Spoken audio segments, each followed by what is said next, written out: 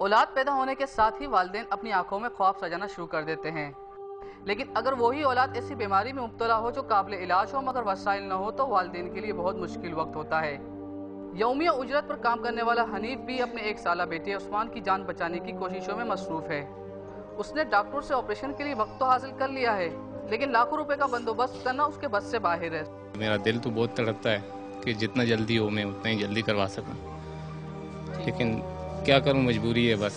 اپنے بچے کے لیے زندگی کی دعا مانگتی ماں ہر وقت اسے سینے سے لگائے رکھتی ہے، اور عثمان بھی اپنی والدہ سے ایک پل کی دوری برداشت نہیں کرتا۔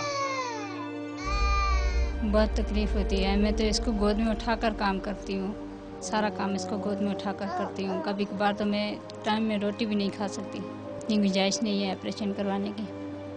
ہم یہی کوشش کرتے ہیں کہ ہمارے پاس تھوڑے پیسے ہو جائیں تو ہم اس کا علاج کروا سکیں۔ عثمان اپنا درد تو بیان نہیں کر سکتا، مگر بہن بھائی اس کا چہرہ دیکھ کر اس کی تکلیف سمجھ جاتے ہیں اور چاہتے ہیں کہ یہ ان کی طرح صحت مند زندگی گزارے۔ تکلیف ہوتی ہے تو ہمیں بہت دکھ ہوتا ہے، ہم وہ بھی روتے ہیں، ہم بھی رونے لگ جاتے ہیں۔ پھر اتنی تکلیف ہوتی ہے وہ نیلا ہو جاتا ہے، اس کا پورا جسم اور ناخن سب نیلا پڑ جاتے ہیں۔ انکل زرداری سے اپیل کر رہی ہوں میرے بھائی کا علاج کرا دیں، ہم غریب ہیں۔ دل کا سوراخ قابل علاج ہے، لیکن عثمان کے غریب والدین اس قابل نہیں کہ اس کا علاج کروا سکیں۔ انہوں نے حکومت اور مخیر اعضاء سے اپیل کی ہے کہ ان کے بچے کی زندگی بچانے کے لیے ان کی مدد کی جائے۔ کیمرہ مین مہدی علی کے ساتھ تنویر احمد، ڈان نیوز، کراچی۔